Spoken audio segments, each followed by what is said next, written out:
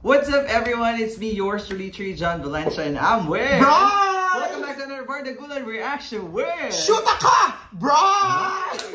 For today's video, Brad, pahinga muna tayo sa mga kantahan dahil isang pelikula ang ating re-reactan for today. Hindi buong pelikula, trailer! Ito ay ang trailer ng Martyr or Murderer Shoot ni Daryl Yap. Ayan yung yung sa... Karugtong kila Marcos. Karugtong ng Made in Malacanang. So, panibagong installment ito ng movie ng Martyr or Murderer. So, ito na nga, Brad. Medyo... Sino ba ang nagpaka-martyr at sino ba talaga ang murderer? True. Pero disclaimer mga akla, bago nyo kami i-bash for today's video. Yes. The views and opinion of truly John Valencia and Shoot Cabral does not reflect ang pagiging bakla at pagiging baklaan ng mga sasabihin namin for today's video. Yes, in other words, hindi ito nag-reflect sa aming political views. Ito po ay base lamang sa aming mapapanood at kung ano ba ang storyang hatid ni Daryl Yap dito sa kanyang interpretasyon ng Martyr. Martyr or Murderer. So, ayun malinaw tayo. Malinaw tayo bago tayo talaga. Malinaw bago mang basya. Kakaloka kayo. Siyempre, mas maganda na mapanood natin and then syempre may kanya-kanya tayong mga opinion, may kanya-kanya isang tabi nyo muna yung papanoorin lang natin ang trailer. Oo, panood. Tas sa reaction na to, panoorin mo namin ng buo, tas react kami. And after that, uulitin natin, tas stop namin dun sa mga gusto namin pag-usapan. Sa bagay, totoo. Para kasi medyo critical to, baka sabihin, kuda tayo ng kuda, hindi naman natin naintindihan. Oo nga, sabihin na naman nila, magmamarunong, ingay ni akla, ganyan. Kayo mag-reaction. Kaya naman, Brian, ano pa ba inaantay na? So ayun na nga mga kabardagulan, ano pa nga bang inaantay nyo? Bardagulan na! Let's go! Check this out! 1, 2, 3, let's go!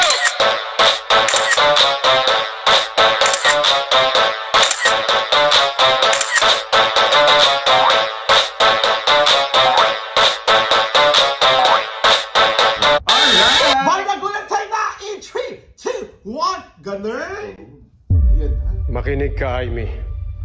Darating ang araw. Hahanapin din ako ng ating mga kababayan. Statement. Hahanapin nila ako. Ang ganda ng shot na to. Ganda. Pero hindi nila ako. Ay, nagpunta siya ng Mindanao? Hindi As ko alam everybody knew, he was very ambitious and he really wanted to be president. Paano ka magiging presidente kung patay ka na?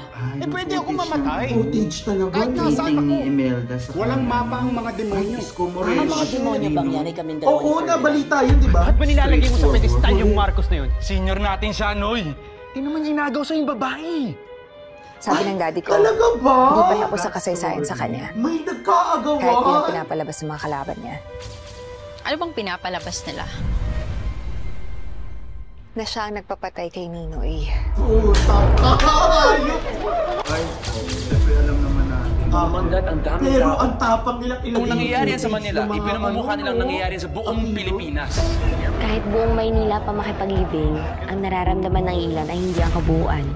Dad, pinagbibintangan nila kayo, ginagawa nila kayo ng kwento.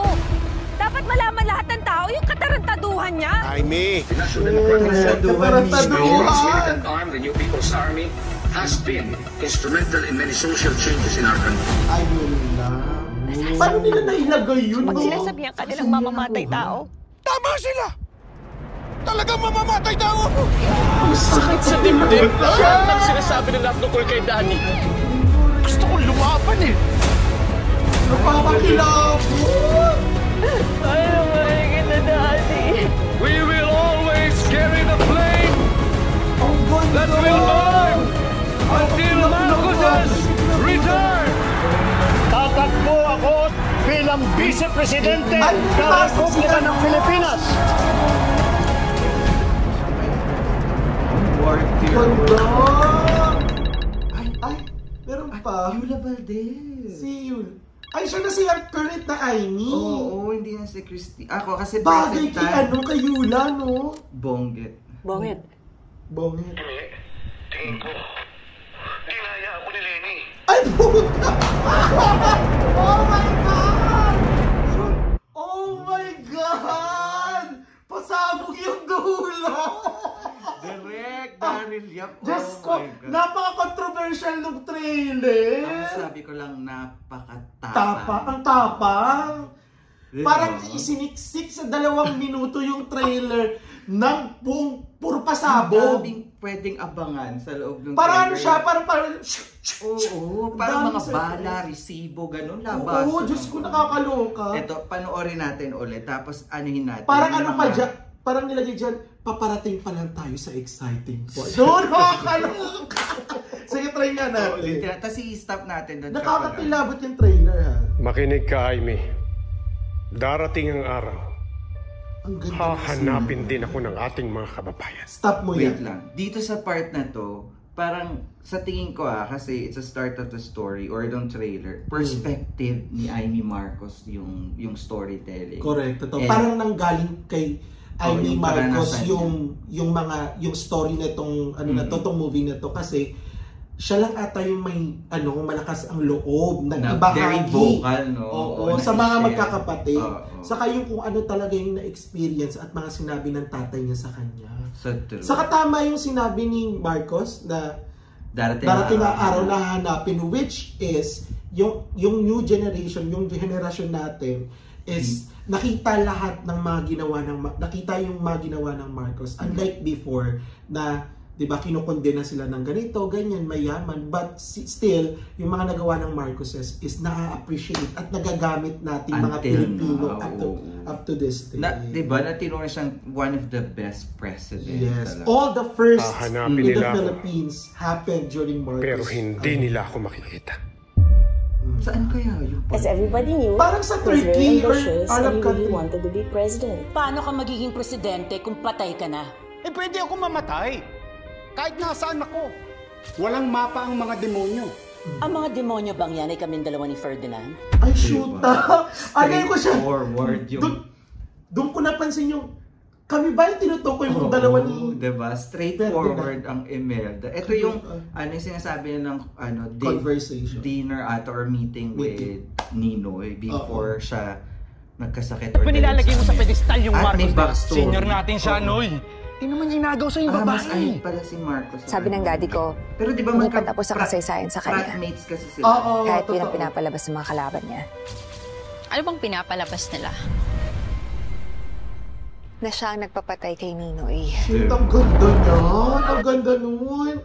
Ano pala siya? Siguro nung nag-aaral sila kasi doon sila na parang fratmates or magka-brad sila eh. Oo, sa isang school. Tapos sila ang rival nung mga panahon nila. Kumbaga, ako yung matalino, tas matalino din siya. Pero kasi 'di ba, may mga grupong naghahatian ng ay mas magaling si Chenilyn. Tapos 'di ba, parang din sa backstory, meron na parang talaga silang kompetisyon kasi meron sa babae.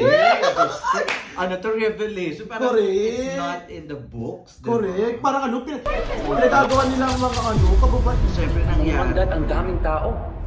Kung nangyayari yan sa Manila, ipinamumukha nilang nangyayari sa buong Pilipinas. Kahit buong Maynila pa makipaglibing, ang nararamdaman ng ilan ay hindi ang kabuuan. Yung sinabi na, di ba pinapalabas na ang daming tao, na yung media, di ba? For the media, yun yung yun yung point siguro ni Daryl dito na sa Manila lang naman siya nangyari, pero pinalabas na buong Pilipinas is yung nagluluksa. Which is meron din naman siguro nagluluksa din naman sa ibang lugar, pero kasi ang na-coverage is yung sa Manila lang. Hindi naman nila na-coverage like for example sa Ilocos, which is Balwarte. Basta yung iba na yun nga yung sinabi na ang naramdaman ng ilan ay hindi ang kabuuan. Dahil pinagbibintangan nila kayo, ginagawa nila kayo ng kwento. Dapat malaman lahat ng tao yung katarantaduhan niya. Amy!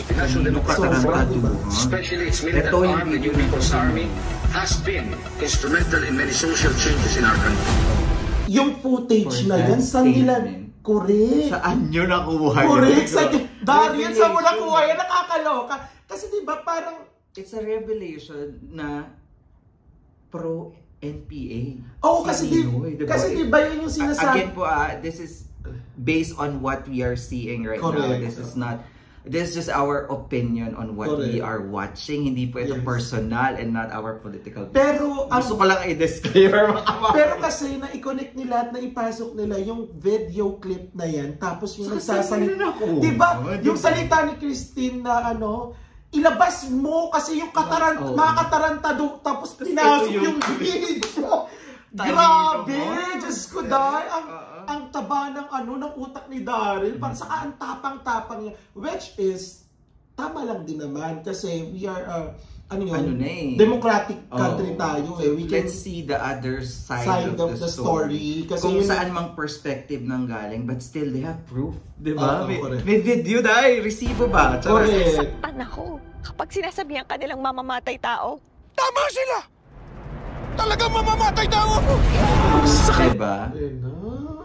On the other note, you see na si Marcos, di ba sinasabi na this is a pro-Marcos movie? Sabihin natin gano'n, but still, may statement na mamamatay tao ako. Diba? In what way kaya? Para ako yung movie, paano niya nasabi yun? Diba? Para siguro kasi, hindi ko lang alam. Baka siguro kasi nung mga panahon na ng martial law. Sinabi, mamamatay ta. Hindi naman natin paalam yun. Sa dibdib, lahat ng sinasabi nila tungkol kay Danny. Gusto ko lumaban eh. Ayaw maligid na Danny. We will always carry the flame that will burn until Marcos's return. Tatakbo ako bilang Vice-Presidente ng Republika ng Pilipinas. Siyempre, ito na yung ending. Ito yung pasabog. Ang ina. Totoo kayang sinabi to ni PBBM? Oo. Totoo yan. For sa bagay, hindi naman ilalabas ko hindi totoo eh. Bongit. Si Noy-Noy. Hindi ko lang napansin. Kinaya ako ni Lenny. Sabi, yung pagkakasabi ni Bongbong Marcos, Katana wins. Marcos slay the enemy. Grabe, this is on March 1st worldwide. Oh my God, abangan natin ulit yan dito sa Malaysia. Kasi parang made in Malacanang. Pinalabas dito ang made in Malacanang for 3 days and super ganda. Punuan. Correct, punuan din. And siguro dito, yung whole, ang dami, ay, parang siksik liglig ang trailer. Medyo haba. Baka kasi may isa pang trailer. Pero grabe yung huli na, ang tapang nung sabi na, dinaya ako ni Lenny. Sa tingin ko. Wag natin tanggalin yung sa tingin ko. Baka mamaya, diba? Kasi pero hindi naman natin alam, pero for sure, kasi yung resources niyan, for sure, lahat mga Marcoses for confirmation. It's normal reaction. Na sa tingin ko, kailangan imbestigahan natin. Sa tingin ko, dinaya. Baka dinaya. Diba? Sa tingin ko, ganon. So, grabe, excited. Alam mo, nung una ko nakita na may martyr or murderer, feeling ko parang, bakit kailangan pang dugtungan? Ano na naman ang balak ni Daryl dito? Ganyan. So, nakikita ko naman, parang this is well executed. Mas nagustuhan ko ngayon. Parang mas exciting to dun sa Made in Malacanang. Kasi alam mo yung revelations na biglang may mga sumusulpot. Yung kasi buhay nila Marcoses sa Malacanang before sila mapatalsik. And this one, naka-focus between Marcos and yung mga kontrobersya. So mga kapatid, magbabalik po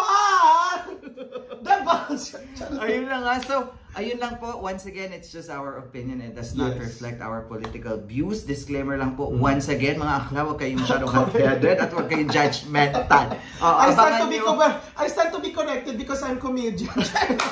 Panoorin na lang nating lahat at pwede kayong mag-comment pero nasa sa inyo na yan, views and opinions nyo din yan. Hindi namin kayo huhusgahan ng pag-husga nyo sa amin. Pero pag hinusgahan nyo na po kami ng malala, syempre Kaya naman, that's our reaction for today. If you enjoyed this reaction video, please don't forget to give it a thumbs up. If you're new to the channel, please do subscribe and hit the notification bell. Once again, my name is John. And my name is Brian. This is Shoot Asia Diaries. We'll see you to another particle reaction with... Shoot ka! Brian!